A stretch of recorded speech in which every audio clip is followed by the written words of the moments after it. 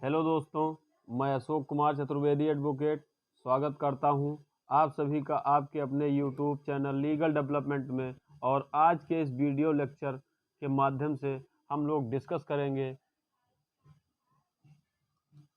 कि तलाक प्राप्त व्यक्ति कब और कैसे पुनर्विवाह कर सकेंगे। तो सबसे पहले हम डिस्कस करते हैं कि तलाक कब और कैसे होता है और किन वजह से होता है, कौन से ऐसे कारण हैं जिनके चलते तलाक हो जाता है।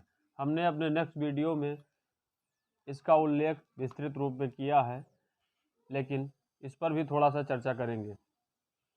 पारिवारिक कलह, पारिवारिक विवाद, क्रूरता, मानसिक प्रताड़ना, मानसिक अशक्तता, पारिवारिक संदेह आदि तमाम कारण हैं जिनके चलते विवाह संबंध विच्छेद देखने को मिलता है।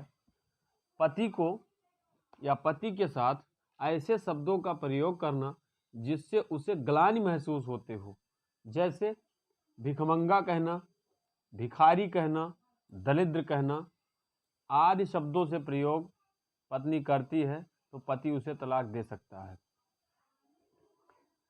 दूसरा विवाह तलाक प्राप्त व्यक्ति कब कर सकेंगे, इसके लिए भी सबसे पहले आईपीसी की धारा 494 और 495 प्रतिबंधित करती है, परंतु थोड़ा सा इसमें अंतर देखने को मिलता है। स्पष्ट रूप से समझेंगे तो समझ में आ जाएगी। 494 और 495 इंडियन पेनल कोड की धारा एक पति या पत्नी के जीवित अवस्था में दूसरी शादी करना अपराध माना गया है, जिसके संबंध में 2 वर्ष का कठोर सश्रम कारावास तथा 1 लाख रुपए का जुर्माना या दोनों का प्राविधान है। परंतु जब कोई व्यक्ति माननीय न्यायालय की शरण में जाकर के डाइवोर्स केस फाइल करके उभय पक्ष तलाक ले लेते हैं, तलाक की डिग्री प्राप्त कर लेते हैं, तो उसके बाद वह हिंदू मैरिज एक्ट की धारा 15 के प्राविधान के अनुसार वो पुनर्विवाह कर सकते हैं और तब ये दूसरा विवाह होगा और दूसरा विवाह वैध माना जाएगा, क्योंकि तब ये अपराध नहीं रह जाता है। तब ऐसा माना जाता है कि आप लीगल विवाह कर रहे हैं। दूसरा विवाह उभय पक्ष कर सकते हैं, पुनर्विवाह भी उसे कह सकते हैं, पुनर्विवाह भी वो कर सकते हैं। तो आइए डिस्कस करते हैं। हिंदू मैरिज एक्ट की धारा 15 में ये विस्तृत रूप से उल्लेख मिलता है कि कब तलाक प्राप्त व्यक्ति पुनर्विवाह कर सकेंगे, जबकि विवाह तलाक की अज्ञप्ति द्वारा भंग कर दिया गया है और या तो अज्ञप्ति के खिलाफ अपील करने का कोई अधिकार नहीं है, और या यदि अपील करने का ऐसा अधिकार है तो अपील करने के समय का अवसान अपील पेश किए जाने के बिना हो गया है, या अपील की गई है किंतु खारिज कर दी गई है माननीय न्यायालय द्वारा, तो विवाह में के किसी प्रकार के लिए फिर विवाह करना विधिपूर्ण होगा।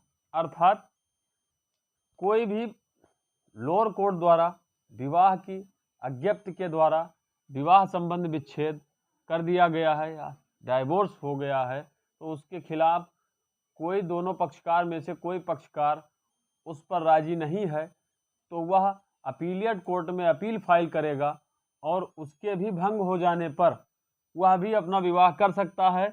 और लोअर कोर्ट में ही अगर कोई व्यक्ति मान लेता है कि नहीं विवाह भंग हो गया है या विवाह संबंध विच्छेद हो गया है, तो आगे आपको लड़ाई लड़ने की कोई आवश्यकता नहीं रह जाती है, आप भी दूसरा विवाह कर सकते हैं। तो आइए संक्षेप में इसकी विस्तृत जानकारी लेते हैं। विवाह विच्छेद के पश्चात पुनर्विवाह, नंबर 2 अपील का अधिकार, नंबर 3 विवाह संबंध विच्छेद की डिग्री द्वारा विवाह विघटित कर दिया गया हो, नंबर 4, वर्तमान धारा अकृत विवाहों पर भी लागू। नंबर 5, एक पक्षीय डिक्री। नंबर 6, अपील या विशेष अनुमति याचिका के लंबित रहते हुए पुनर्विवाह।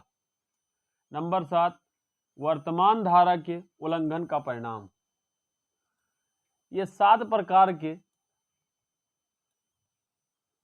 मूलतः अधिकार दिए गए हैं, जिसको लेकर के आप पुनर्विवाह या दूसरा विवाह कर सकते हैं।